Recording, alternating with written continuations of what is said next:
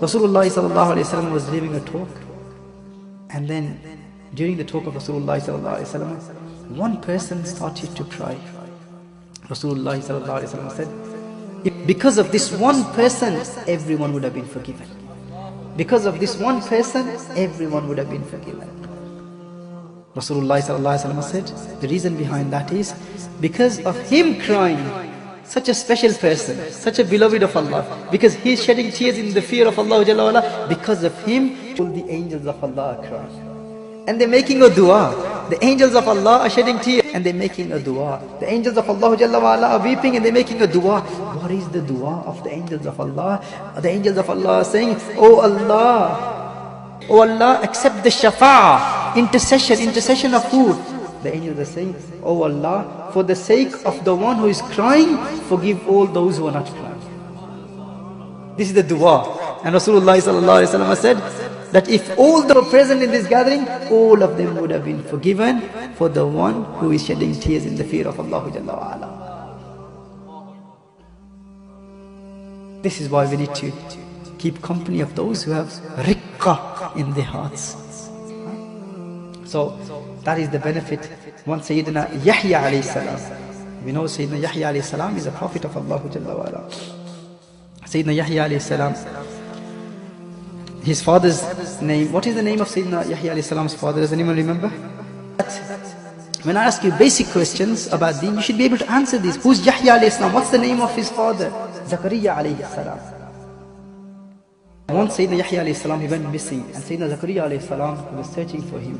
For 3 days he couldn't find him, and after 3 days he found him in a ditch, and he was crying. Sayyidina Yahya alayhi salam, a prophet of Allah, he was crying. He was weeping in the ditch, and Sayyidina Zakariya alayhi salam, he approached him and he said, my son, I have been searching for you for 3 days and you are here shedding tears. Why are you crying? Why are you weeping here? Why are you in this place?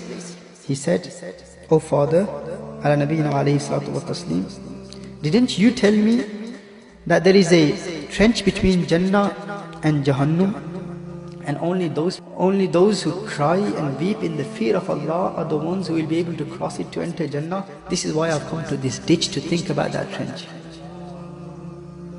He said, this is why I'm crying. You know what Sayyidina Zakariya alayhi salam said? If he was a father of today, he would say, oh forget it, let's go now. Son, don't cry too much about it. In the hereafter, you're a little bachcha, you're a child. This is that's a prophet of Allah. The father said, okay, I'll come with you. He went in the ditch, he said, let's cry together.